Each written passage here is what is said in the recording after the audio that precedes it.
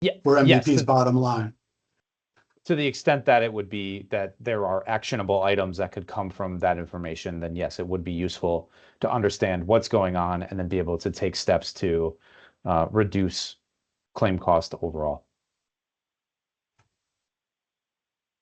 Thank you. I want to turn to affordability for a second in the templates. You all did complete the templates, still with the reduced premium, reduced rate requests.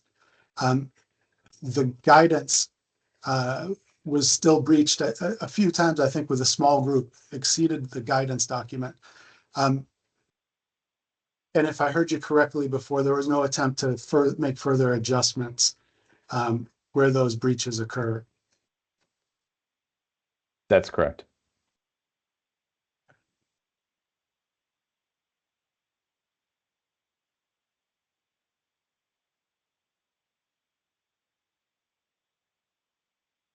Even with the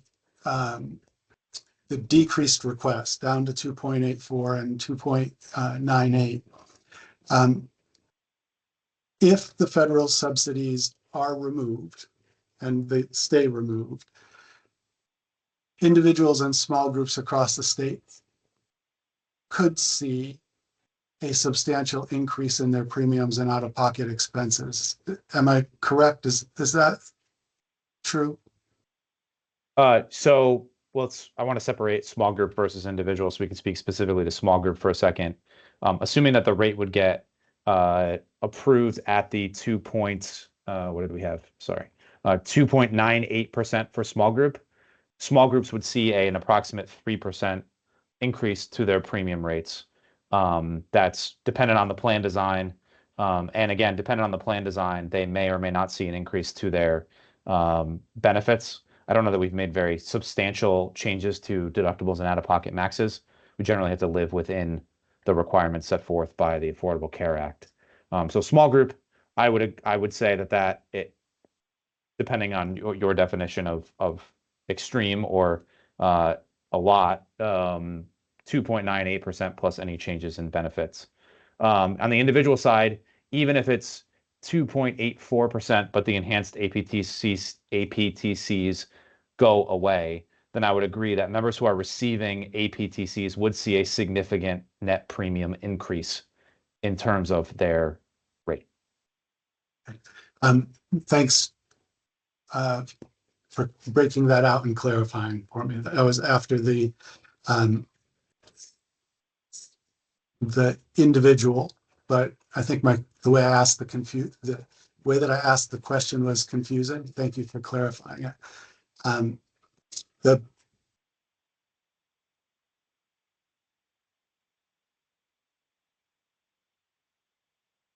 Just a couple of more questions. MVP is a nonprofit.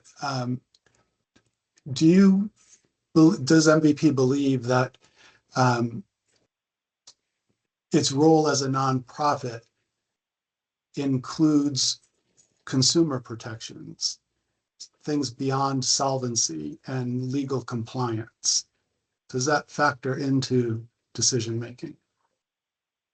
I would say that MVP's corporate mission part of MVP's corporate mission is to improve the lives and the well-being of its members. Whether or not that explicitly affects, for example, premium decisions, I can't say. But MVP does view its role as increasing the well-being of its members as one of its goals, in addition to operating as a health insurance company. Thank you. And just to kind of recapture the high points here and make sure that I've understood your answers. The refiling of rates down to less than 3%, that was done without consideration for affordability. With the rates consider affordability in terms of all of the things that we're doing holistically as MVP in order to make things as affordable as possible for Vermonters, but none of the changes that directly led from the 6.24 to the 2.84 for individual. Those were all actuarial items. Um, and the individual market, even at the substantially lower rate request, individuals that have been receiving federal subsidies, their plans will become substantially more expensive. Yes, provided that the federal government doesn't act between now and the end of the year, then that is the case. And the organization and its nonprofit status considers consumer well-being, but there's no explicit analysis or no explicit component about consumer protection that you've articulated today. That's correct. Okay. Thank you. That's all.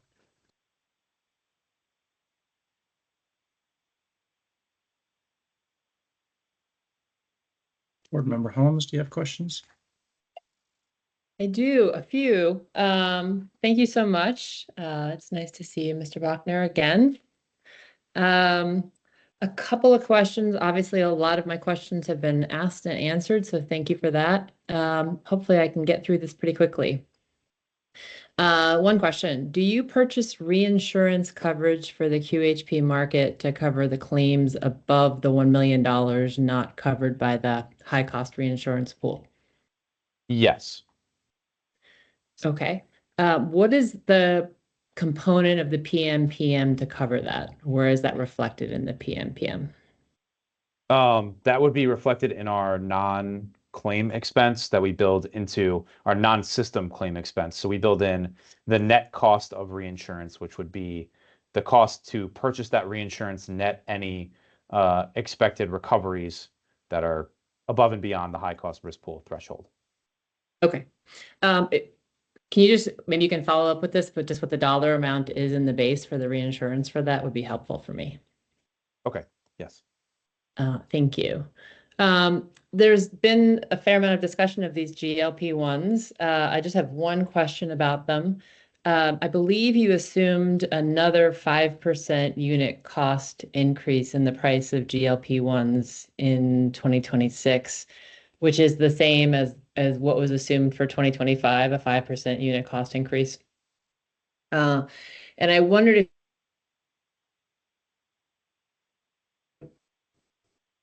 in particular, there do seem to be some changing market conditions. Sorry, Yes. Jess, you cut out. I don't know. You cut out there for me for a second. Maybe could you start from the beginning for that question? I could.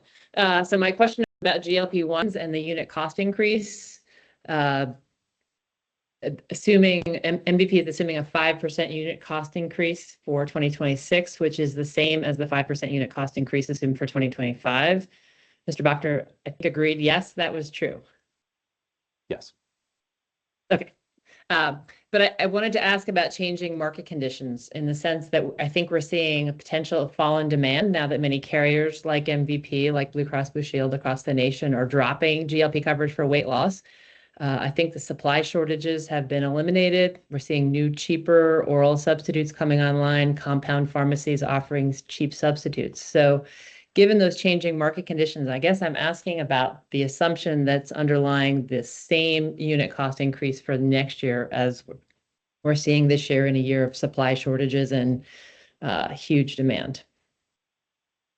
Certainly. So I should clarify that for weight loss GLP-1s, we are assuming effectively no utilization for 2000, not effectively, we are assuming zero utilization for 2026. So the unit cost trend will not impact the filing in any way for that one.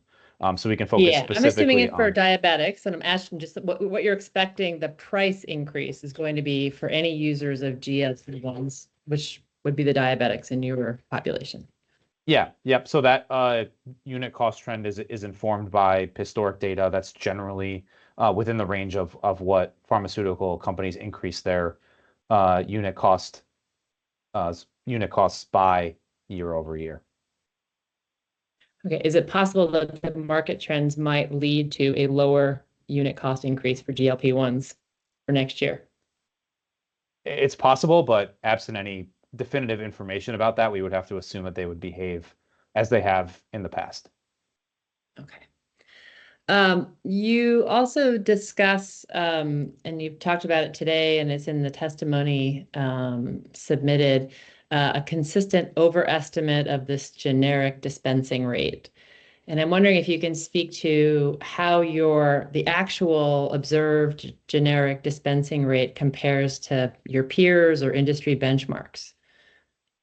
I haven't done any analysis to compare our generic dispensing rate to either other carriers or industry benchmarks. Okay. Is there a way for MVP, rather than increasing the gross PMPM to reflect their the overestimate of generic dispensing rates? Could instead MVP basically increase that generic dispensing rate and lower cost for members by encouraging more to switch from brand to generic?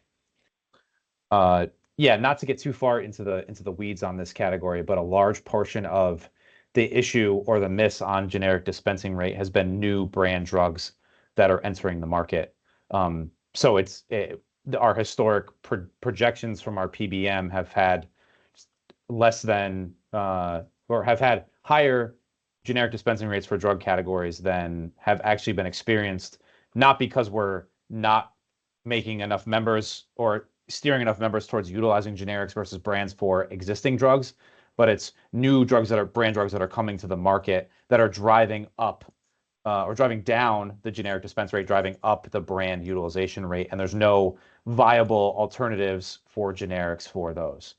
So I don't know if that makes sense, but that's the real sense. Okay. Yep. It makes sense. It would be helpful to understand if you could dig into a little bit to see whether your generic dispensing rate does compare favorably to peers, to the sense that, you're maximizing your members' use of generics when they're available.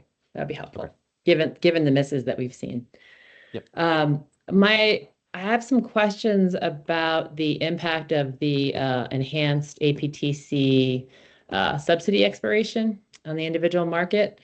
I wanted to ask a bit about some of the calculations underlying the 17% dropout rate, shall we say, and the morbidity impact of the 7.1%.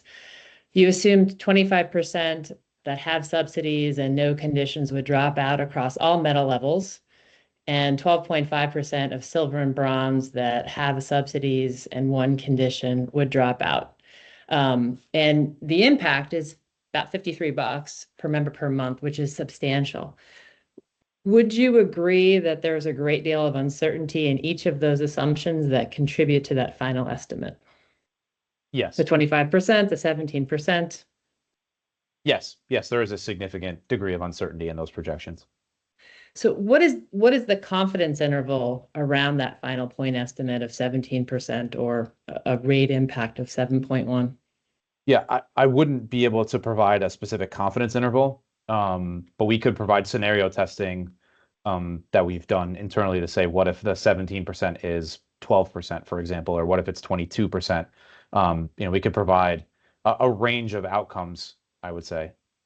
That would be fantastic. Thank you. I look forward to that. In those analyses, how did you consider the possibility that some of your members, rather than dropping out of the market, might migrate to a lower tier? How would your morbidity assessment change? We've dropping out, migrating. Yeah, so we've designed our premium rates such that if a member changes metal levels, their relative change in their claim cost, including changes in cost sharing, would be equivalent to the change in premium. So to the extent that a member changes from silver to bronze, we would not expect that to have a material impact on the overall rate increase because it would not change the morbidity of the population. Okay. Did you do any analysis to look back when these enhanced premium tax credits were added and presumably healthier people joined the risk pool? What, doing a look back, what was the adjustment to the morbidity and the commensurate adjustment to premiums when those members were added because of the premium tax credits? I don't have the data in front of me, but I do know that it was not as significant of an increase when the enhanced APTCs were put in as what we are suggesting will happen when they are taken out. I know there was a lot of market changes right around the same time that the enhanced APTCs were put in, notably around things like Medicaid expansion and lack of Medicaid redetermination for COVID-19 that may make it difficult to compare exactly the numbers. It's also just the reality that when you provide something for individuals, they're more likely to take it, and when you take it away from them, they are even more likely to reduce their coverage. So we would say that it's not exactly equivalent to say when we increase the APTC subsidies, X number of people came in. When you take them away and significantly increase a rate, that we would say it's likely that even more people would leave the marketplace. Okay. I was going to ask a bit about the in your pre-filed testimony, we've talked a little bit about this GIA app, and apparently it allows some cost comparisons, and there is a quality stamp which identifies which providers MVP certifies to be of, and this is a direct quote, supreme quality. So I wanted to ask a bit about how does MVP identify supreme quality of the providers? I don't have a specific example, or I don't know that supreme is a technical term in saying there's tiers of quality that are above and beyond just normal quality. So I could ask for further That'd clarification. be great. I would love to know how we're identifying supreme quality or quality. How is MVP measuring quality? And follow up would also be helpful if you would share a list of facilities or providers in Vermont that have achieved that supreme quality MVP stamp. Has MVP dropped any providers in the past 2 or 3 years for exhibiting low quality? Not that I'm aware of. How does MVP encourage, and this is, we've been asked this a bit, but I want to ask again, how are you encouraging members to go to those facilities or providers that have been certified to be of supreme quality? Yeah, outside of providing that information, I don't think we're doing any explicit steering of members towards providers that are of higher quality. Is it possible that MVP could do more in that regard?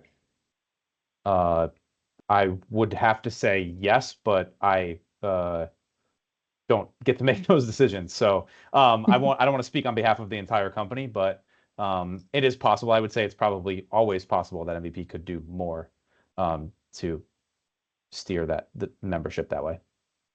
Yeah, you are actually speaking on behalf of the whole company today. Is it possible also then that MVP could do more to steer its members to lower cost providers? Yes, I would have to say yes, it is possible. There was a section in your pre-file testimony where you talk at great length about promoting affordability, access, and quality by encouraging these strong relationships with primary care providers. So what does MVP do to ensure that every member has access to a primary care provider? So in terms of access, MVP, I think the best way MVP does that is just to have a robust PCP network so that people have, it's provided that there are PCPs within a reasonable area of where the member lives, that we have PCPs that are available to them that they can utilize. So that's part of when we establish our networks and analyze our networks, there's a lot of metrics that are done around how many of each provider are available within a certain driving distance, a certain walking distance, of different zip codes. And so we're always analyzing that to make sure that if there's a provider out there that is available, that we are attempting to contract with them. There was some discussion, I think it was also in your pre-filed testimony, to ensure that every member has access to a PCP. You say, in an effort to educate members on the importance of having a PCP, reporting is provided to large employer partners on a monthly basis, noting the count of the population not accessing care. So that sounds like that's relevant to the large groups that you work with. So is there something that you do for the small groups and the individuals who are observably not accessing primary care? Not that I'm aware of. So is there any more that MVP could do to ensure that all of its members in the individual and the small group market have access to a primary care provider? I would have to say yes. Let me see if I have any other questions that haven't been answered.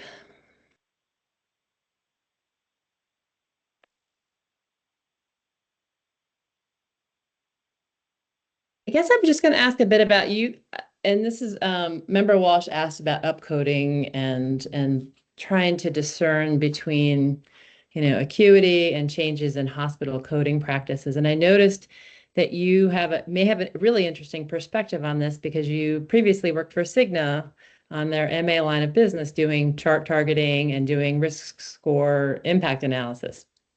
So given, Vermont's historically healthier population, and now that we're observing this claims trend, and there's much more technology, AI technology available to change coding practices. I wanted to ask a little bit more about what MVP is doing or observing, in particular with the view that you have from your previous work, to try and identify, is there fraudulent upcoding happening in Vermont in recent years? And there has been some studies that have come out to say that a lot of the hospital increases nationwide in expenses, there's a significant portion of it is due to upcoding and coding practices. So can you speak a little bit more about that, particularly given the hat that you used to wear? Sure. So I will preface it by saying that the hat I used to wear was specifically geared towards maximizing revenue for Cigna under their Medicare Advantage line, and in terms of particularly around retrospective chart review. So I'm not fully in tune with things that are being done prospectively in terms of either in real time or encouraging providers to code in a specific way. It was much more of a given that we've received the claims from the provider. Do we think that there are diagnosis codes that are necessarily being missed or coded incorrectly, either missed or included that shouldn't have been? So that's my experience at Cigna was much more geared towards that area. In terms of what MVP is doing, I believe that we are starting to discuss some prospective work in terms of with providers. Again, that's mostly related to diagnosis codes, making sure that given we have risk adjustment, that the claims that we're receiving are properly coded from a diagnosis perspective. So that has less to do with whether or not the provider's being adequately reimbursed for the services that they provided. I will say that just it's difficult, and we don't want to necessarily point the finger at any provider that's saying this is fraudulent activity. It's difficult when we're dealing with incomplete information as a carrier. We don't necessarily have the patient sitting in a bed, for example, at our hospital, so we don't know. We only can see that everything that's being provided to us, but we're not treating that member. So it is difficult many times for carriers to say, look, maybe you should have done this better, when we don't have the patient under our care.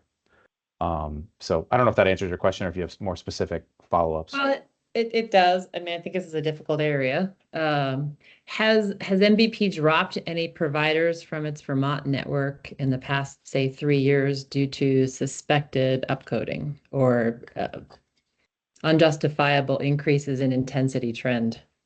Not that I'm aware of, but I could double check with our SIU unit. Okay, that'd be great. I think that's all I have. Thank you so much. I appreciate it. Thank you.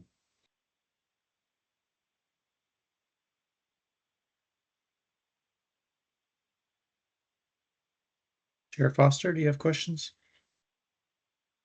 Just a couple. Mr. Bachner, nice to see you and thank you for your testimony today. Following up on something you said, you were indicating that part of the reason Vermont prices are high is a lot of the care is being done in hospital outpatient settings when it could be done in physicians' offices. And I appreciate that point. Member Holmes asked if MVP steers patients to those more affordable and appropriate sites of service. You said no. I was just curious, why not? Well, so I would say that it's not necessarily that more members in Vermont are using hospital outpatient services when there are physician services available. Some of it could just be that there are not physician services available. So, in New York, we have much different landscape of care and what's being provided when and where. And even within New York, we see in the more rural North Country, western parts of the state, there is similar utilization splits, although not as extreme as in Vermont. So some of that is just general access to care that is not MVP related, but that is built into the system, so to speak. But in terms of specifically, if there was a situation where MVP could steer a member away from a outpatient setting and into a physician setting, your question is a fair one. Why haven't we done more? And I don't have an answer specifically for that. Okay. And I appreciate the point about our landscape of care. It's something the board and others have been working really hard at getting corrected so that we do have it. And I guess the other question is, have there been any discussions about whether or not MVP has any opportunity to steer patients to an appropriate or more affordable site of care? Has that been something that's been discussed at the company? I'm not aware of any discussions that have been done, but there may be discussions that I'm not a part of. Is there anything from your perspective that the care board could do to assist MVP with trying to move patients to a more affordable and appropriate site of care? I without fully thinking about the question for a very long time, I'm sure that there are things that the board could do. One of which would be to provide, as we said, access, which I know is something that you said you've been working on. So to the extent that there are more options available for specific services, that would be helpful. And then in terms of steering individuals in particular, I guess one thing in particular would be some sort of database for prices and availability. I'm thinking of sort of this online cost calculator tool, but on a more market-wide level, that could show individuals, for example, if they need, I'm going to use an example of an X-ray, right? That you're going to go to the hospital and receive that service for X price, but did you know that there's 3 professional places within your area that could be cheaper? Something like that would be essentially duplicating some of the efforts that MVP's undertaken with the cost transparency tool, but on a greater and more macro level. Great. Thank you for your testimony. I have nothing else. Mr. Carnegie, do you have any redirect, and do you need a couple minutes?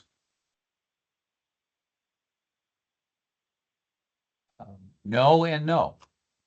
Thank you. Okay.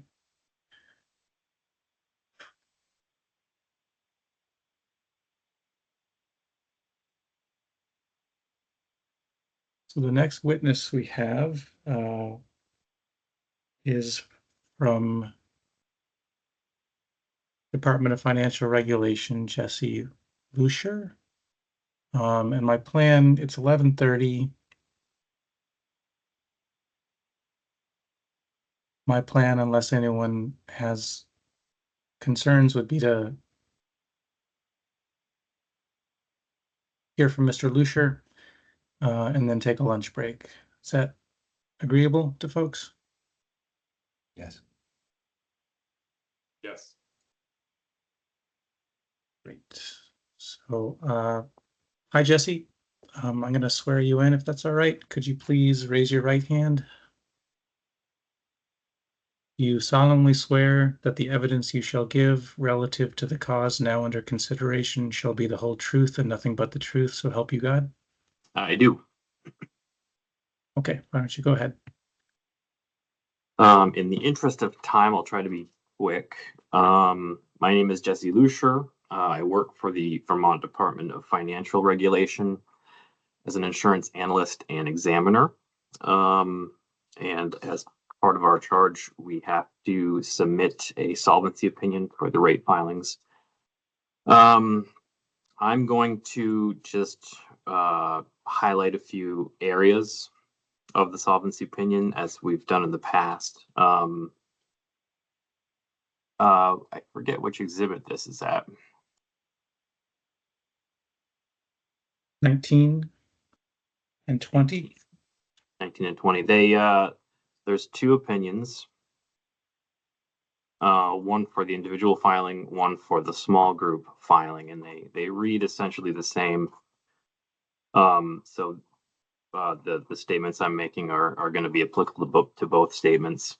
If you look at the summary of the opinion on page 1, I'll read that quickly. The proposed rate filed by MVPHP would not negatively impact its solvency, and the company otherwise meets Vermont's financial licensing requirements for a foreign insurer. And then if you look on page 2, we have a header called MVPHP Solvency Opinion. I'll read those bullets. DFR has been in communication with MVPHP's primary solvency regulator, which is the New York Department of Financial Services, and has not learned of any solvency concerns. In the past, we've discussed this. I think most folks are aware, but insurance regulation is state-based, which means that the primary regulator is the state in which the company is domiciled. So in this case, it would be New York. Bullet 2 of that paragraph says, further, MVPHP currently meets Vermont's foreign insurer licensing requirements. And then the final sentence on bullet 3 states that nonetheless, adequacy of rates and contribution reserves are necessary for all health insurers to maintain strength of capital that keeps pace with claims trends and in turn protects policyholders. On the final page, we have the impact of the filing. In this filing, MVPHP has requested that the board approve an overall average rate increase of 6.24%. Based on the entity-wide assessment above and contingent upon the GMCB actuary's finding that the proposed rate is not inadequate. DFR's opinion is that the proposed rate will not have a negative impact on MVPHP's solvency and will support their continued participation in the market. My understanding is that the rates have changed a little bit, and that the new rate for individual is 2.84%. The new rate for small group is 2.9%. And based on Mr. Bachner's testimony, those changes were made using actuarially sound adjustments. And so under the new rates, our impact, in our opinion, would not change, assuming that it's also agreed upon by the care board's actuary. And I will leave it at that. And thank you, Mike. Thank you. Mr. Carney, do you have questions? Mr. Long will handle the questioning. Thank you. Okay, go ahead, Mr. Thank Long. you. Hello, Mr. Lucier. Hello. So once again, you've answered many of my questions, so I can jump ahead a little bit. Thank you. You're welcome.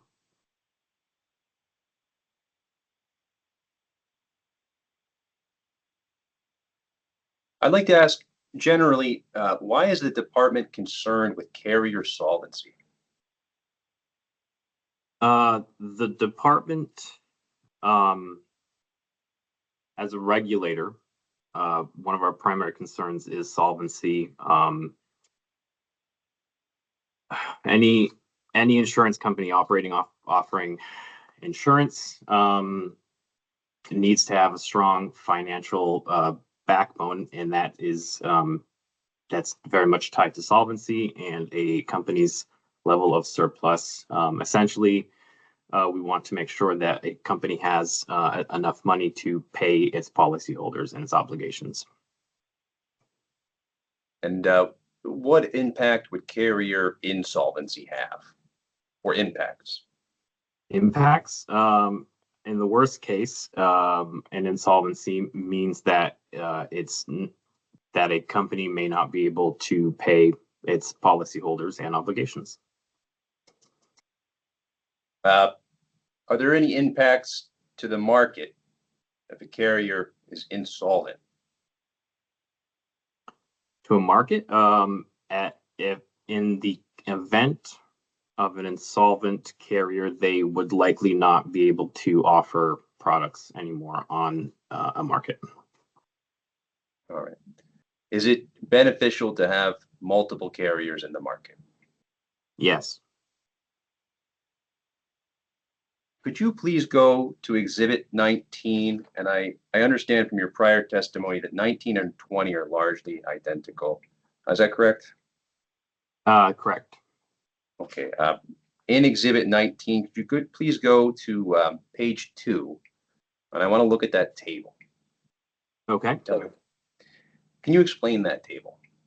The one that says combined QHP gain loss per supplemental healthcare exhibit. Exactly. Could you explain? That's new this year. Why is that there? We wanted to just show the gains and losses that MVP has sustained in the Vermont market since 2019. Okay. And that's on a combined basis for individual and small group. Thank you. So would it be fair to say that this table illustrates essentially what the paragraph right above it says, right? And it talks about over the past 6 years? Correct. So it shows MVP's cumulative losses and says it had a negative impact on its surplus, correct? Correct.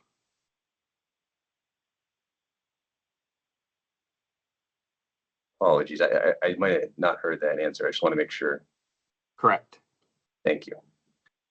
Why is a cumulative reduction to surplus a problem for a carrier?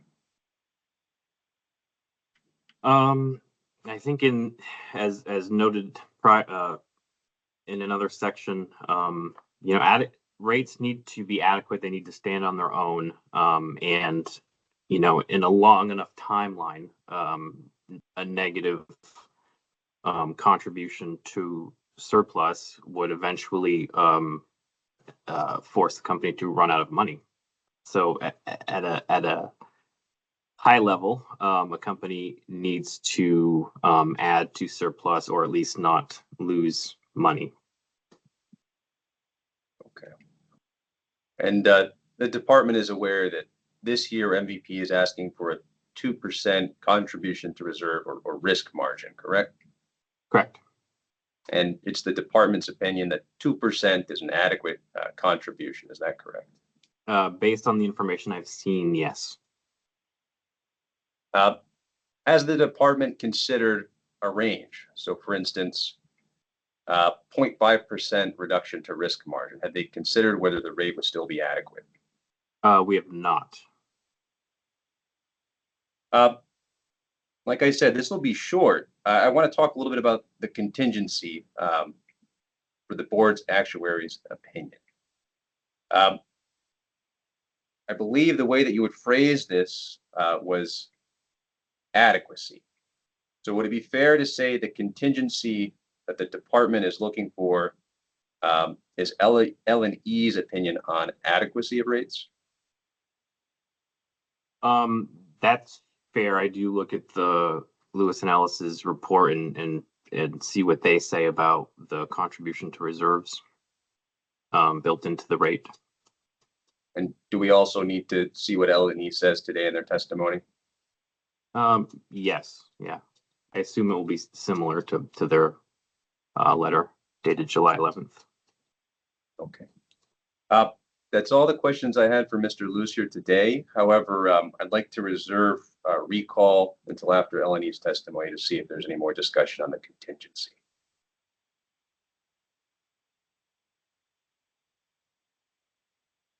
Jesse, are you able to stick with us for the Yep, rest of the day? yep. I've booked the whole day. Thanks. Mr. Schulteis, do you have questions for Mr. Lucier?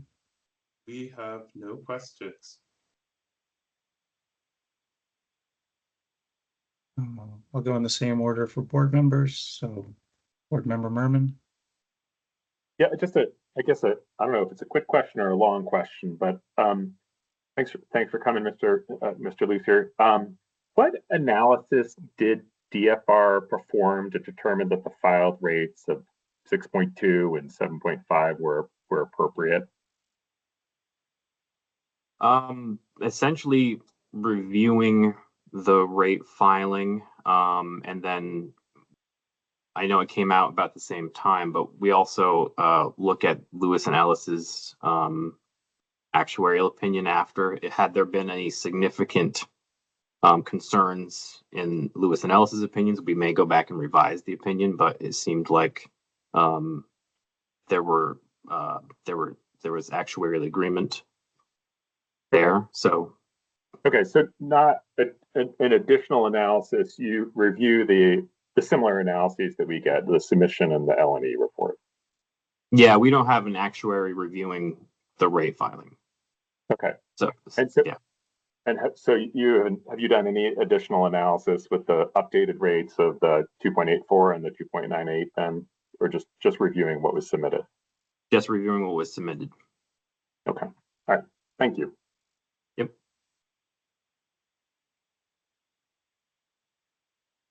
Board Member Walsh. Yep. Thank you. Just one question. MVP has lost money in Vermont last 5 out of the last 6 years, I think. From a regulatory perspective, does that trend raise concerns, even if this year's filing appears actuarially sound and solvency is okay? Does the trend raise any concerns? If the trend were to continue, it would raise concerns. I know there's a lot of variables, right, in the past 5-6 years that have been extraordinary, and that obviously accounts for some of it. Again, if there were indications that the trend would continue the way it has been, that would be a cause for concern. But from the information that I've been seeing so far, it seems like that things are maybe getting better. I think that's the general consensus at this point. So there is concern of the past trend. I will have to monitor going forward. But I think the concern has been lessened in the last couple of years. Thank you very much. Yep.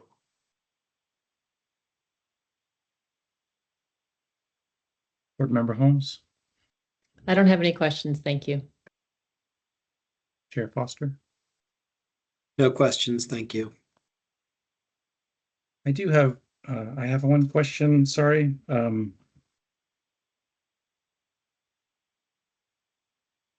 If you have your Exhibit 19 open on page 2, there's the table, the combined QHP gain/loss. Yep. And then the Exhibit 30, MVP Vermont Historical Rate Cut Summary. Yep. There is a losses column. Do you understand why the numbers in the losses column would not correspond to the numbers in the solvency opinions? Yeah, I think Mr. Bachner has maybe more detail about this, but my understanding is there would probably be some differences because of the risk adjustments and possibly IBNRs. The information I pulled was from the supplemental healthcare exhibit. So there's always going to be some adjustments between that and the finalized numbers. Okay, thanks. Hearing Okay. Officer Barber? I Yeah. know, I know this is an administrative setting. And I know that I said I had no further questions of Mr. Bachner, but if you'd like him to answer that question generally, I think he could, if that would be helpful. Be helpful to me. Yeah, if you could, Mr. Bachner, to just remind you you're still under oath. Okay, yes. So Exhibit 30 is done all in what's called an incurred basis. So for example, using 2024 data, that would be only premium collected and incurred in 2024 and only claims collected, paid and incurred in 2024. The table in the DFR solvency opinions are, as Mr. Lucier said, those are on a statutory basis based on the supplemental healthcare exhibit, which is a snapshot from one date and time, and also would reflect retroactive changes to a year from a prior year. So as he noted, risk adjustment would be a big one. We have to make some assumption about what our risk adjustment is when we file our statutory accounting detail, which his table is reflected on. And then if that doesn't come to fruition, whether higher or lower, that amount would be reflected in a future filing. So that would be the two major differences there. Okay, thank you.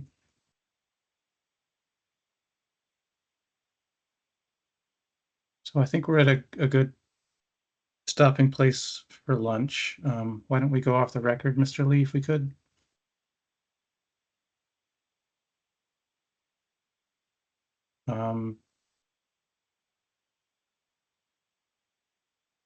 Half an hour.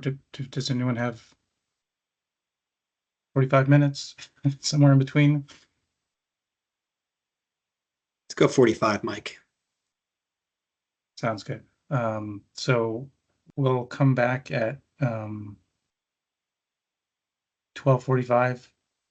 We'll pick up with testimony from Eleni, Jackie Lee.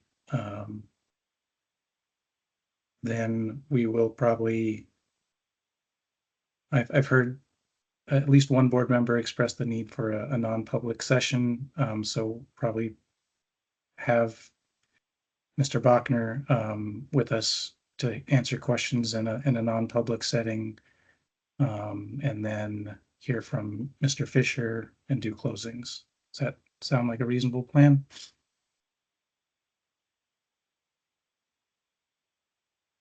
Okay, thanks everyone. I'll see you back here at 12:45.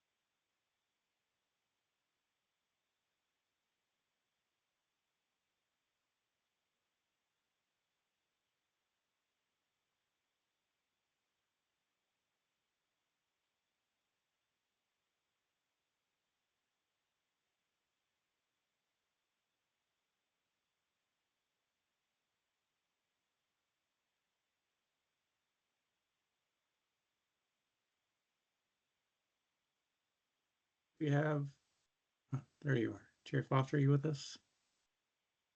Yes. Okay, let me just make sure we've got everyone.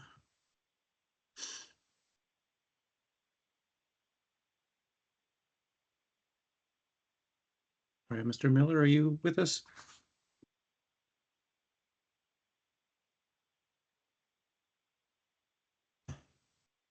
Yes, I'm with you. We're ready to go. Great. Can we go back on record, please? Yep. All right, the next witness is Jacqueline Lee.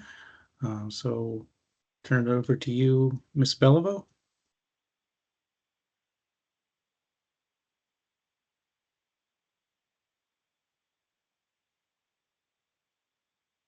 Can you hear me okay? Yes. I can hear Excellent. Yeah. Okay. Good afternoon. Jackie, could you please state your name for the record? Yes, Jacqueline Lee. And where do you work? I work at Lewis and Ellis. And what's your position there? I am a vice president and consulting actuary, and I also am a principal of the firm. Great. Could you please turn to Exhibit 26 of the binder? Yes, I have Exhibit 26 up. Great. And can you tell me what that is? Yes, this is my pre-filed testimony dated July 15th. Great. Is there any information in this document you would like to change or clarify at this time? No, there is not. And do you wish to adopt this pre-filed testimony as part of your testimony today? Yes, I do. And then turning to exhibits 21 and 22 that we'll discuss together for convenience. Can you tell me what they are? Yes, these are the reports from our firm about the individual and small group filings this year. Thanks. Can you explain your standard of review in both filings? Yes, our standard of review is to determine if the rates are actuarially sound. That actuarial soundness is defined by our actuarial standards of practice. It's also found within the document. We have some definitions for excessive, inadequate, and unfairly discriminatory, and we are ensuring that they are not any of these, none of the rates or their assumptions have any of these components, meaning not excessive, not inadequate, and not unfairly discriminatory. And do you review for affordability in the filings? I do not. We do not as a group. Do you review for whether the proposed rates promote quality care or access to health care? No. Do you review for whether the proposed rates protect insurer solvency? No. And do you review for whether the filings are unjust, unfair, inequitable, misleading, or contrary to the law? No. Okay. Please tell us the result of your recommended modifications to the proposed filings.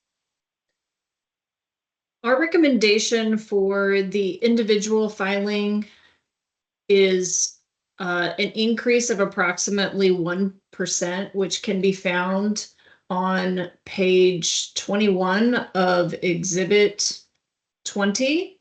The overall rate increase is 7.2. For small group, it's an increase of about 0.9%. That is similarly seen in Exhibit 22, calling to attention page 20 as well, and the overall resulting impact is 8.4. Thank you. Have you reviewed the other pre-filed testimony in this proceeding? Yes. And have you listened to the testimony today so far? Yes, I have. Okay. Am I correct that your reports each contain 6 recommendations? Yes, they do. Did MVP disagree with any of those recommendations? Yes, they did. Can you please tell us about your recommendation and MVP's disagreement concerning the utilization trend? Yes, we can talk about the utilization trend first. And Mr. Bachner also testified about this a little more at length today. Our recommendation is to utilize the results from the regression analysis would be a 3.7% assumption.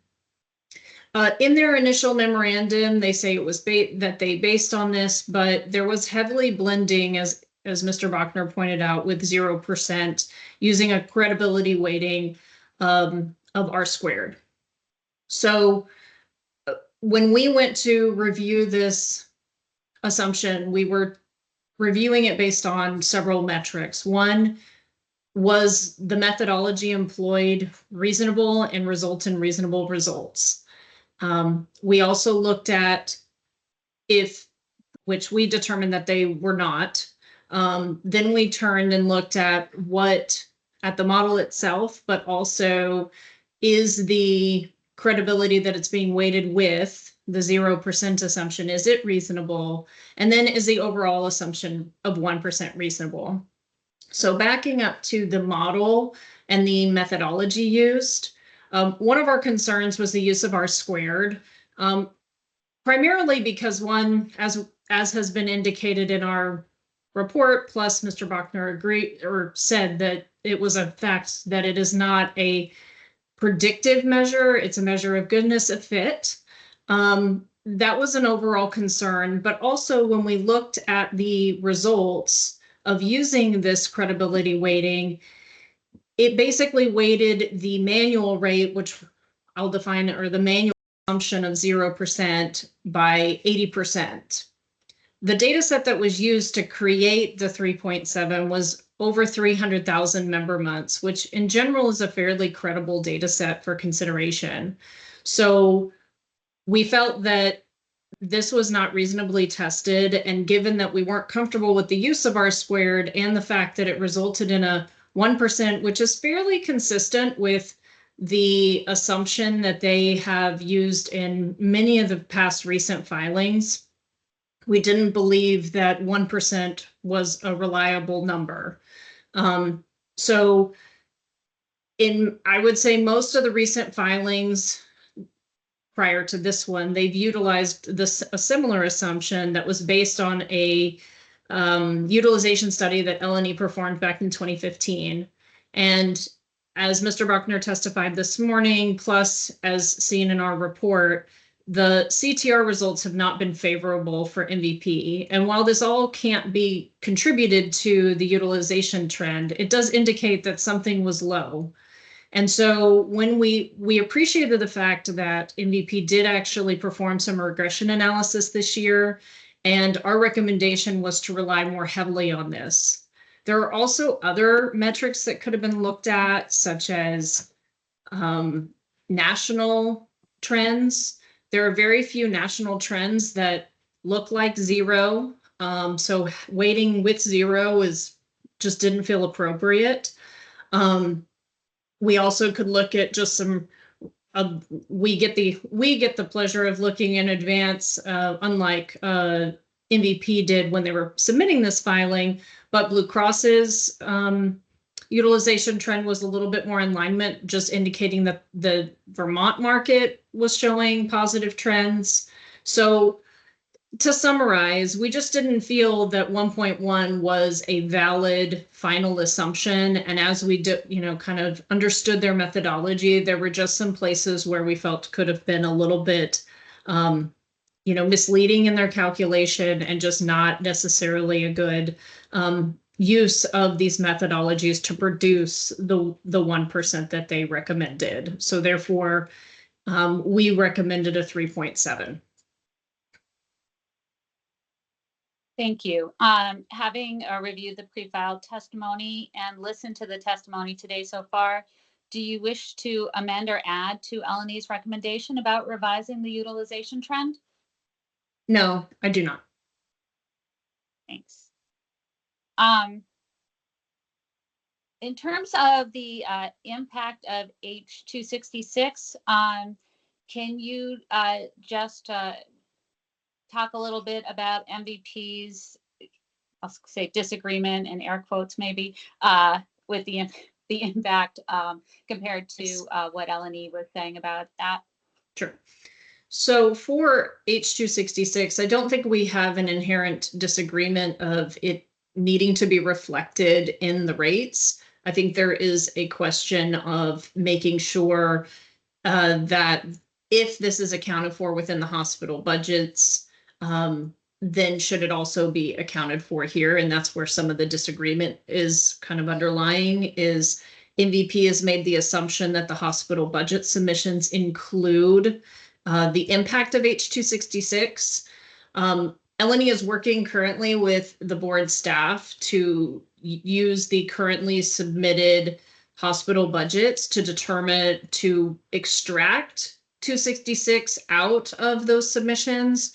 So when we wrote this report, we knew that that was happening. So it was our understanding that those would be two separate numbers provided to MVP. So I know Mr. Rockner said it wasn't clear whether or not Eleni's stance on this sort of double counting. I want to make it clear that Eleni does not agree with if double counting here. So if the hospital budgets reflects H266, then we would modify this recommendation to just basically say 266 is reflected in those. So just making sure that there's consistency from the board to the parties to make sure that we know whether or not that's included or not.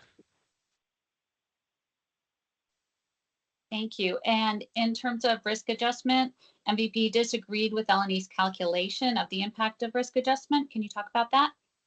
Yes, MVP disagreed with the calculation, but not reflecting the impact of updated information regarding risk adjustment. So Eleni agrees with MVP's corrected premium impact calculation. Great.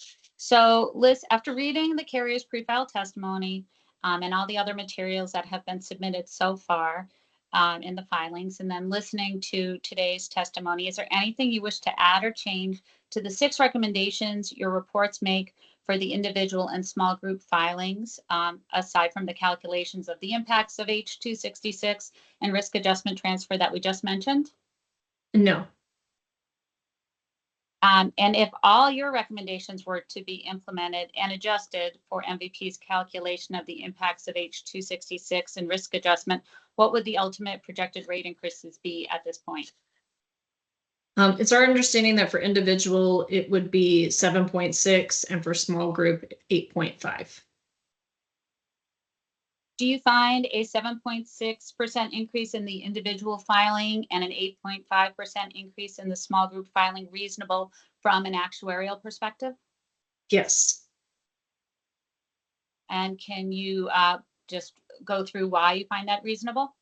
Yes, at the beginning, I talked about the 3 criteria that we base it on: not excessive, not inadequate, and not unfairly discriminatory. And it is our opinion that the rate increase as modified is compliant with those standards. Right. I have no further questions at this time. Thank you. Mr. Carnegie? Yes, thank you. Hi, Ms. Lee. How are you today? Good. How are you? Thank you. I can honestly tell you this is going to be brief. Good. The first is just a follow up, just to get the record clear. You referenced 7.6 and 8.5 as Eleni's numbers as you sit here today. I just wanted to go to Exhibit 23, which is the math true up that MVP does each year at the board's direction, and go to paragraph 7. Yes. And there we had 7.5 and 8.4. So I'll ask you, would you go with those numbers or the ones you just testified to? I believe I will go with these numbers. Yeah, I'll go with the numbers on Exhibit 23. Thank you. And then the second question is on H266. If I understood your testimony, L&E is not requesting a double count for H266, just the opposite, correct? That's correct. Thank you. That's all the questions I have. Thank you. Mr. Schulteis? Oh, thank you so much. Hi, Miss Lee. Hi. So I too am just gonna ask you a few questions, and hopefully this will be brief. Can you turn to Exhibit 21 on page 2? Yes. Let me know when you're there. I'm there. Okay, so under standard of review, you note that you look at, and Ms. Bellevue went over this with you, that you look at whether a rate is excessive, inadequate, or unfairly discriminatory, correct? Correct. And then you go on to point out, which you've done in the past, that L&E doesn't look at the non-actuarial rate review factors such as affordability, access, and quality, correct? Correct. Okay. And so the Department of Financial Regulation gives the board an opinion on whether the rates protect insurer solvency, correct? Correct. So are you aware of any other kind of expert witness in government or hired by the board that gives their opinion on any of the other non-actuarial factors? I believe that the board hired Georgetown and some other group potentially to look at affordability definitions and guidance, and that is an exhibit that I'll need to locate in here. So I do know that it's exhibit, I guess, 28. 24? 24. 24 is the 28. template, sorry. Okay, Sorry, yes. 24 is the template, yeah. Yes. And so, yes, that is the template that the carriers filled out. So I do know that they engaged that group to look into that to help with that portion. Regarding access and whether they're unjust, that is, I'm not aware of anything. And the same for promotes quality of care. Yeah, same with quality. Thank you. All right, so I am going to switch topics slightly and ask you to turn to page 21 of Exhibit 21. Okay. And I'm gonna say roughly percentage points just because the rates have been changing so quickly. Correct. So please forgive me. So you're recommending roughly a 1 percentage point increase for the individual market, correct? Yes. And you made a similar recommendation that for small groups, so roughly a 1 percentage point increase, or I guess 0.9 originally. Yes, that's correct. All right, and so the Green Mountain Care Board, and I guess indirectly the people of Vermont, paid L&E to examine whether the MVP, the filed individual and small group rates are adequate, excessive, or unfairly discriminatory, correct? That's correct. And so based on your analysis, which the board paid for, L&E recommends that MVP increase premium rates, correct? Correct. Okay, thank you, Ms. Lee. That's all my questions. Thank you. Board Member Merman, any questions? Just a clarification. Hi, Jackie. You do. So on these rates that you're suggesting in that exhibit we just, sorry, I don't have the number of it right here. Those do not include final hospital budgets, They do not. Act 266, They the didn't. prescription drug. Yeah, yes. I think that they do include an impact for H266. Yes, they do. They do include H266. Okay. Yes. I see. Okay. 3.8. Okay. Yes, correct. Mid-year, 3.8. the mid-year filings from UVM and CVMC. They do not include the mid-year filings. Okay.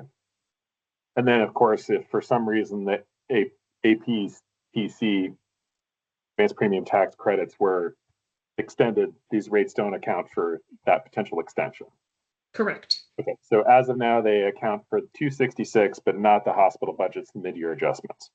Correct. Okay. Thank you. That's all I have. Thank you. Board Member Walsh. Thank you, and hi, Jackie. Hi, Tom. We've had a robust discussion about R squared and how it assesses a model fit, looks at the data that has already been put in, but not so great at predicting. To your knowledge, did MVP do any type of decomposition of utilization or medical trend as to what's driving it? Prices versus utilization, pent-up demand versus increased morbidity, provider behavior, anything like that? No, the only thing that they did for utilization trend was break it down into service categories.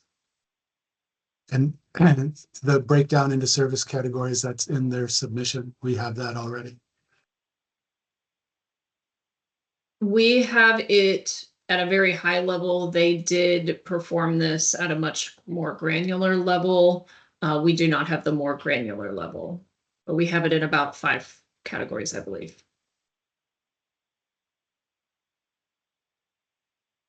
Do you think that that would be helpful to us as board members to see at a more granular level?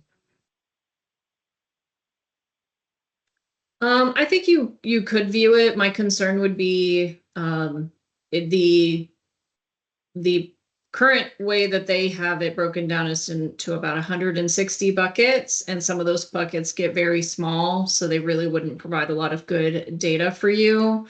I don't see it being bad if you were to see it by those categories. With the statistical modeling, have you seen other carriers use a similar approach? Using the categories or R squared? I'm sorry, the R squared to then No, justify their prediction. no. Did LNE, did MVP submit any confidence intervals, residual plots, sensitivity tests, other things that are used to validate a model, to assess overfitting or any structural issues? No.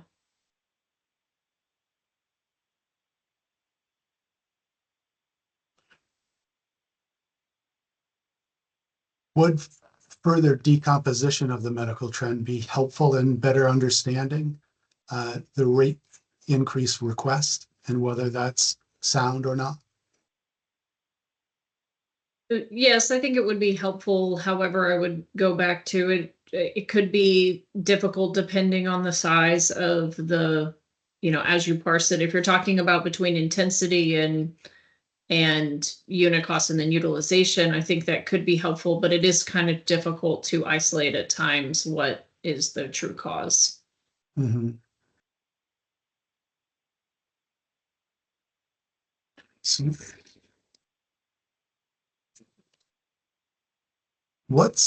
and from your perspective, how should we interpret the fact that you're recommending a higher rate than the carrier?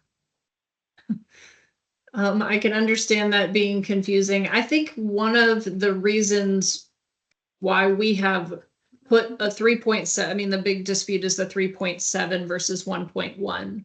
Where we landed was 1.1 is not reasonable. You can look at their CTR over time. They've always used this as an assumption, and their actual historical results have not been positive in general. I know they have one year where this last year where individual was slightly positive. We see that utilization is a contributing factor to these losses. we did not have access to all of their data. So in short, we looked at their regression that they provided, which resulted in a 3.7. So that's why we recommended 3.7. We felt that that was a more reasonable result than 1.1.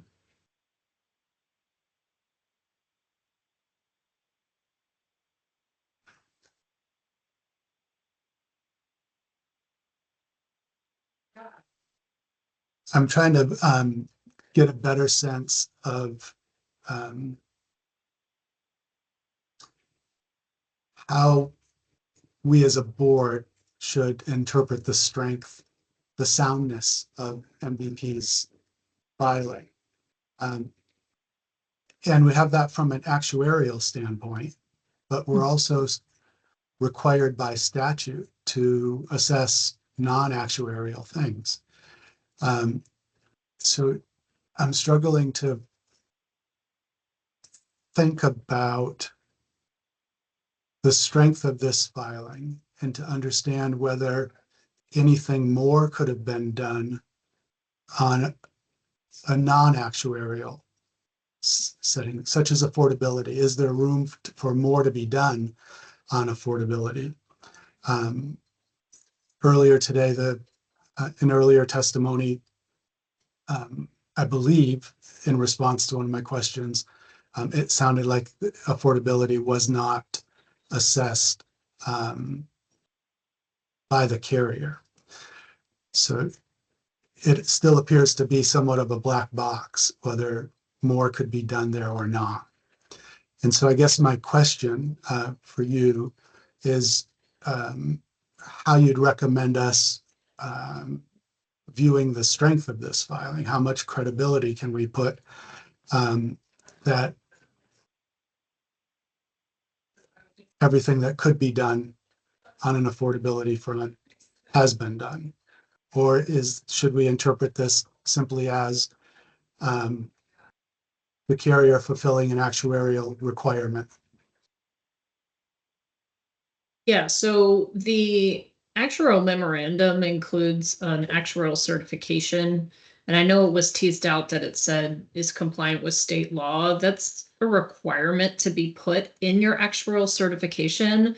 And that's typically meaning that it, you know, as pointed out, they're offering the benefits they're supposed to be offering. They are charging in premiums what they're supposed to be charging. It doesn't, I would say in general, this is a unique situation where it includes items such as affordability.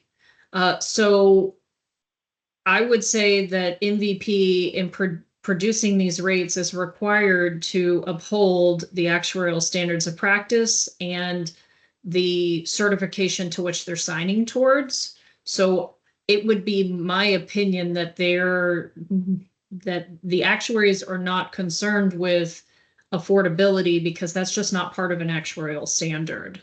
And the comment of you know, complying with state law, again, is just general common language and should not be necessarily interpreted. And I even heard Mr. Bachner say that this was not really there was not affordability, that would go beyond in a different area. And in prior filings, they have in fact made non-actuarial judgments. So you can do that and then state that. And that hasn't been explicitly stated here.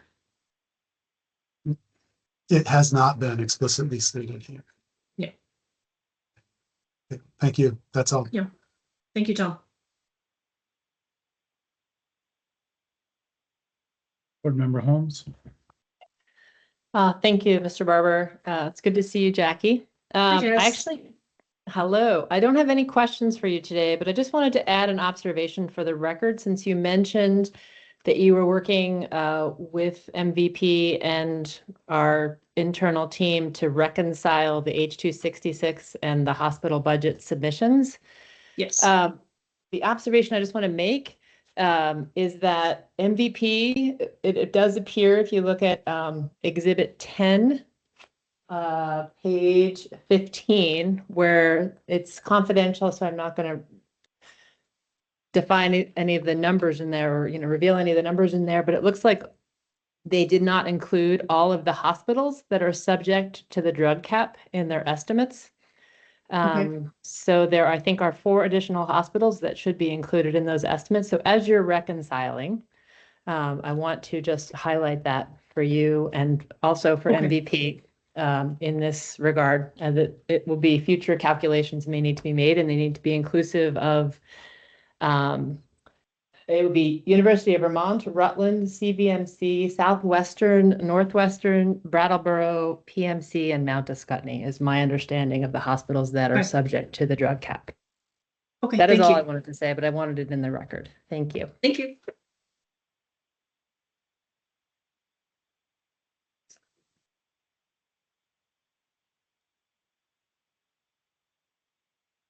Chair Foster. You testified to Member Merman that you did not include the mid-year adjustment requests that UVM has made. Is that correct? Yeah, MVP did not. We asked in a question and they could not find that, so it was left unquantified. We think it should be reflected. Did you review the request from UVM for mid-year adjustment? I was told about it. We did not, we found the document, we're provided the document, so I reviewed that, but I have not done more than that. You know how much money UVM is over on its 2025 budget currently? I do not offhand. It looks to me like from their submission for CVMC and UVM, it's around $40 million. Did you review the fiscal year 24 budget overages that are Yes, potentially up for enforcement? And did you consider those? we have asked the carrier, typically how we have handled the hospital budgets, we ask the carriers to quantify these. And we did not get enough information from MVP to have those quantified. What more information would you need to quantify them? We would need to make sure we understand how much of those overages are attributable to the individual and small group for MVP alone. You know how much money is at stake in connection with fiscal year 24 enforcements before the board? No. Looks to me like it's about 23 million for CVMC and about 2 million for Springfield. So 25 million plus the 40 potentially at stake in mid-years. That's about $63 million. Mhm. If the board were to enforce the full $63 million and reduce commercial prices, what kind of impact would that have on these rates? Is all of that attributable to MVP QHP? No, it would be a Okay. reduction in the commercial price equivalent to that amount of money. Correct, yeah, it would reduce rates, future rates if those are enforced by the amount that's attributable to it. So it would have a significant impact. If the board were to fully enforce the overages, would the rates that you've signed off on actuarially be excessive? Yes, I have no other questions. Thank you, Jackie. thank you, Juan.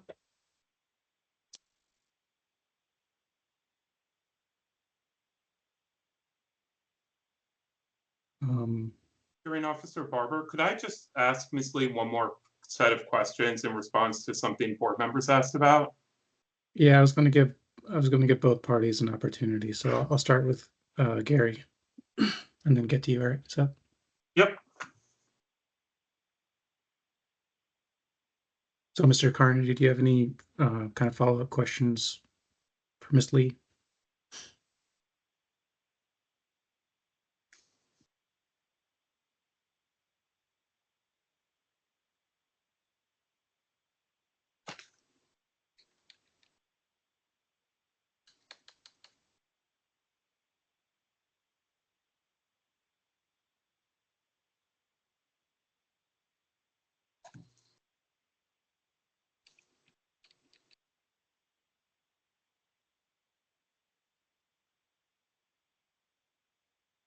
Jerry, do you know you're Jerry, muted? I can't tell if you're thinking or. I'm so sorry. I said no questions and I apologize very much, but you did get to hear the ambulance going by my office as I went off mute. My apologies. No worries. Okay, go ahead, Mr. Schultes. Sure.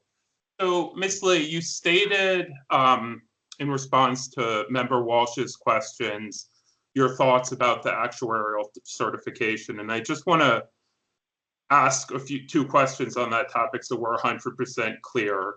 Am I right that you have no legal expertise in the meaning of the actuarial certification? I mean, of course, you have professional experience, but you're not a trained lawyer, or you haven't studied in depth what the certification means? I am not a lawyer. So it's your opinion, what you said, yeah. So would you agree that the plain language of the certification states that the filing complies with state and federal law? That's what it says. Yeah. Okay, thank you. That's it. Thank you. Okay, I did just want to note, I did receive a note a little bit ago that the University of Vermont Medical Center and Central Vermont Medical Center fiscal year 25 hospital budget adjustment requests are now on the board's website.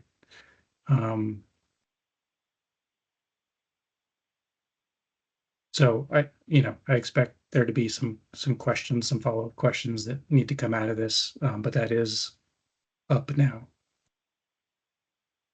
To be clear, just speaking on behalf of all the witnesses, are they to be going and looking at this now, or this will be after the hearing? There'll be follow-up. After the hearing, there will be follow-up questions, I imagine, as there always are. Thank you. Thank you, Ms. Lee. I think now we had talked about a non-public session to allow for questions of Mr. Bachner on the confidential material in the binders. Just want to check, Mr. Bachner, are you still with us? Yes, I am. Okay.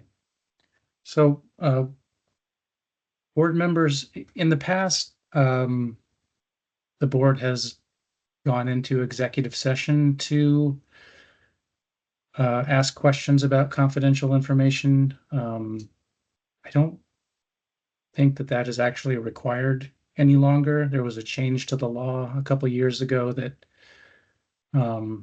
specifically the rate review statute that says that the board can, notwithstanding the open meeting law, examine and discuss confidential information outside of a public hearing or meeting. So my thinking here is that executive sessions are part of the open meeting law, which, like I said, our rate review statute notwithstands, notwithstanding the open meeting law, you can consider and discuss confidential information outside of an open meeting. So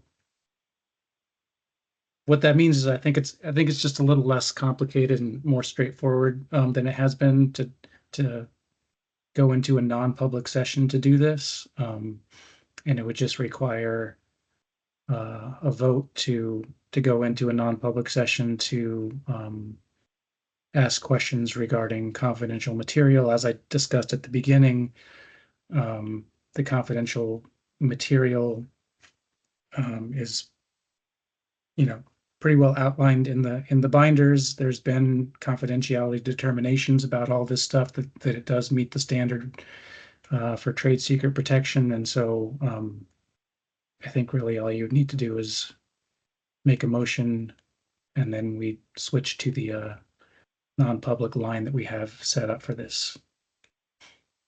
Does that make sense? Any questions about that?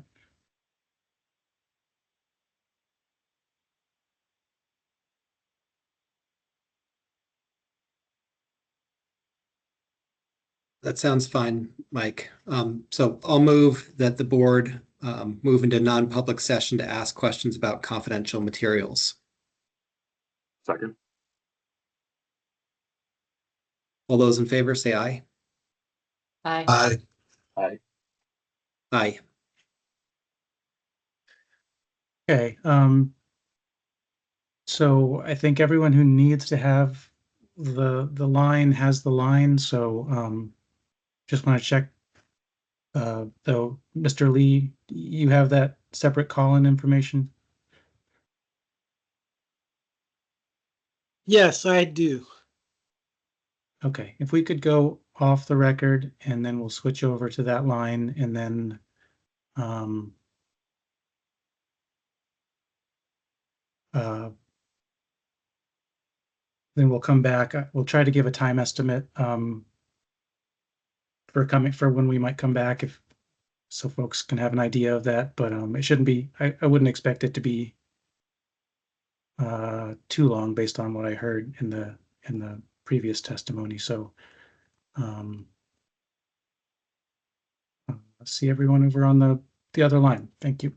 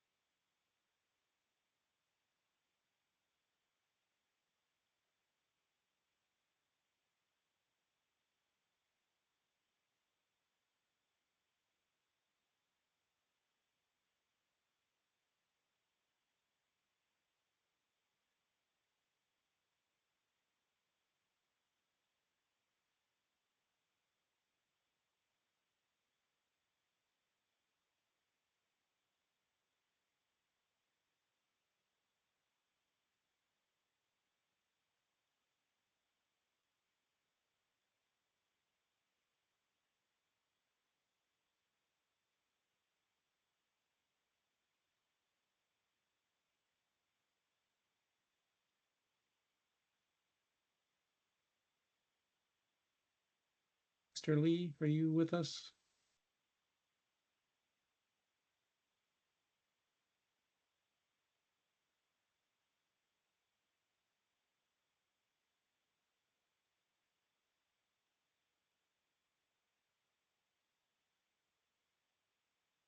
We just need to wait for the court reporter to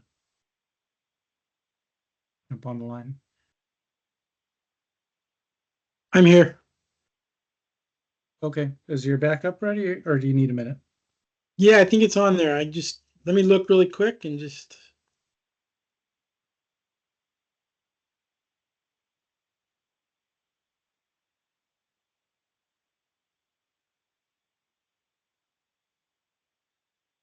Yeah, we're good.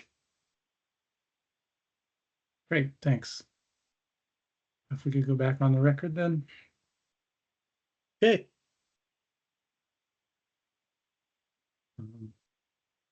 So I think we've concluded the testimony of Mr. Bachner. Mr. Schulteis, would you like to call your witness? Mr. Fisher? Why don't you tell us about the affordability crisis? I could just swear you in. I'm sorry, that's my fault. Let me find the text. Do you solemnly swear that the evidence you shall give relative to the cause now under consideration shall be the whole truth and nothing but the truth, so help you God? Yes. Okay, I apologize. Please go ahead. So first off, I appreciate that it's only not even 2 o'clock. We have been efficient today. But I have really just one quick sort of structural comment about the process in front of us that I want to call your attention to. I really appreciate the work that went into creating the affordability standard. It is an important start, an important step in the right direction of formalizing what we mean by at least one of the non-actuarial standards. When I want to sort of raise an issue, and it's a structural one. It's not so much a comment about either of the carriers, but when I compare the two, the affordability standard for the two carriers, there are two things that jump out at me. One of them I think is obvious, and that is that the price difference between the two carriers. But the other one is a little bit less obvious, and I just want to call your attention to it. The other dynamic that I think you see when you compare the two, when you compare the premiums for the affordability standard between the two carriers, is the impact of the Affordable Care Act's lowest cost silver plan benchmark and how that plays out in real Vermonters' lives. And so, what I think we're seeing here when we look at the two carriers, how they score on the premium chart is really the impact of the price variation between the two carriers. And that's a real, tangible affordability impact on Vermonters. Now, I'm not suggesting when you, I guess I am suggesting that when you're considering the rates, the appropriate rates for this marketplace, you keep in mind that a large and growing price variation between the two carriers has a substantial and real negative impact on many Vermonters. That's really the one comment I wanted to call to your attention, and happy to answer any questions if anyone has any, and I really want to express appreciation for all the parties in this process.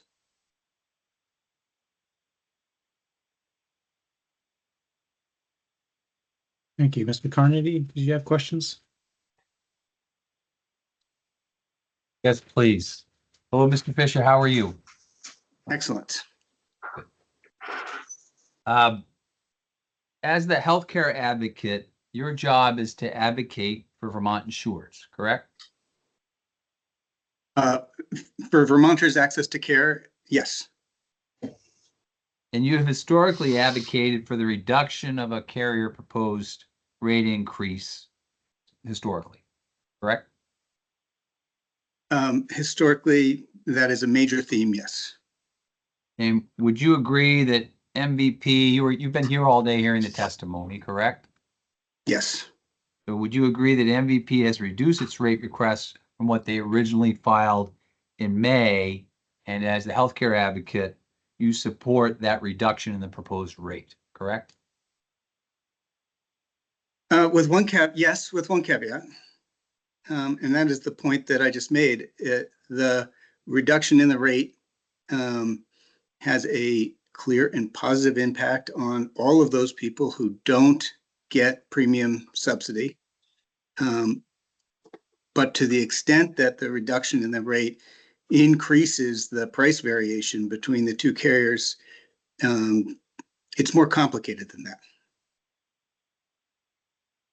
Okay, So but the I general guess notion, the general notion is, you can tell me if I'm wrong, the healthcare advocate would like to have rates as low as possible, the increases, correct? Yes. And as the healthcare advocate, you would agree that Vermonters having a choice between two carriers is good for Vermonters, correct? Necessary. Yes. Choice is important for Vermont consumers that you advocate for, correct? Yes. Yes. And you would agree with me that a level playing field for all the carriers is good for the Vermont consumers. Yes. And you agree with me that MVP's administrative costs as a percentage of premium going down from last year is a good thing for Vermont consumers. Reduced administrative costs is a good thing. Yes. And you, like me, we're not actuaries or accountants, correct? Correct. But you would generally agree with me that if having MVP being financially stable in the Vermont market is good for Vermonters that you advocate for, correct? Yes. It's also important to you as a healthcare advocate that at all times MVP provide Vermonters accurate information as part of their accessing healthcare in Vermont. Yes. And at all times you want Vermonters to be billed properly by MVP so those Vermonters can access healthcare, correct? Yes. And at all times you want MVP to be able to fully and accurately communicate with groups and their insurance brokers to avoid lapses in coverage or errors so Vermonters can access the best possible health care for each individual insured. Sounds reasonable. Yes.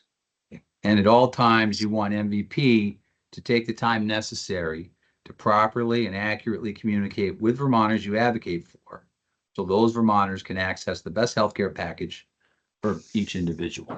Correct? Yes. Thank you very much. That's all I have.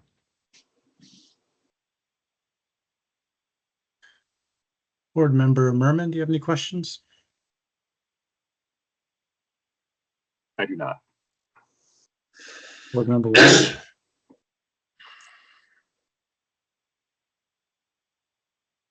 Yes, good afternoon, Mike. From your review, has MVP offered any concrete plan redesigns or changes to address affordability? I have not seen anything in my review or anything discussed today that points to a specific review of affordability. Mm-hmm. Okay, thank you. Board Member Holmes? I'm set, thank you. Chair Foster? No questions. Thank you. Any redirect, Eric? No questions. Thank you, Mr. Fisher. Thank you.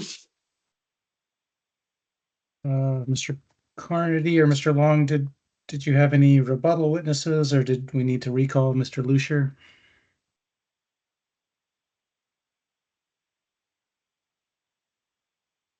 I don't, but I'll defer to Mr. Long on Mr. Lucier. No, no need to recall. Thank you. All right, then I think we're ready to move to closing statements. Does anybody need a 5-minute bio break before we move into that?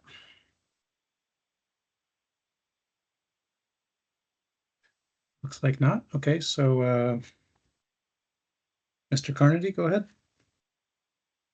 Thank you very much. First, I want to thank you all very much for the opportunity to provide the board with information to consider in its determination of the 2026 rates for individual and small group. As I referenced at the outset, we recognize that the board has a lot going on across multiple fronts in addition to setting insurance rates.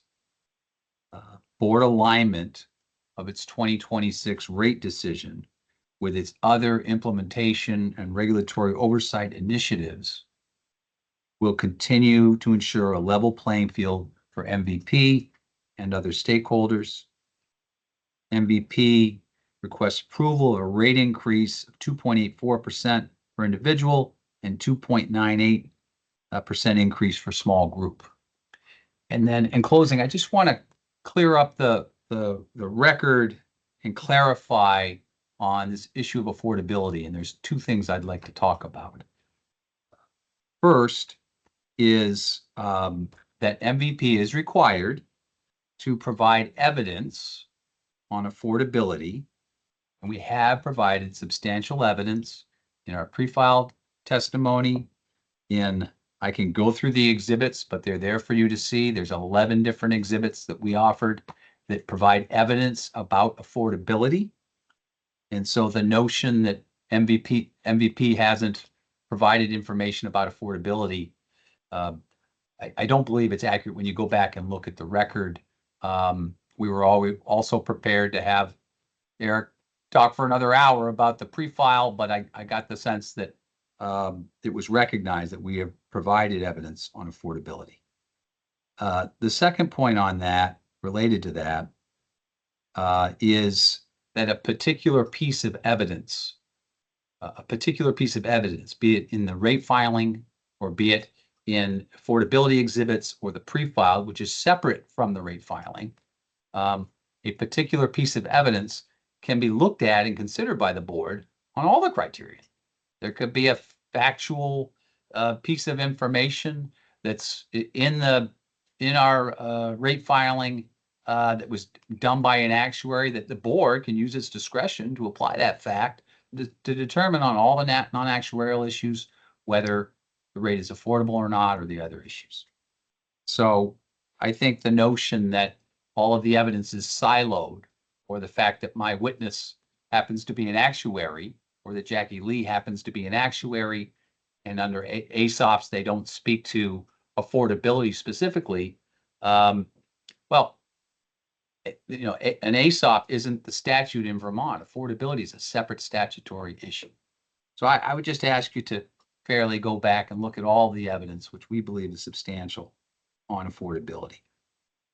The second thing, I just wanted to add clarity about the affordability template and the timing. So if you look at Exhibit 24, you don't need to do that now, but you can go back and look at it. Exhibit 24 was the affordability template that MVP populated a portion of it.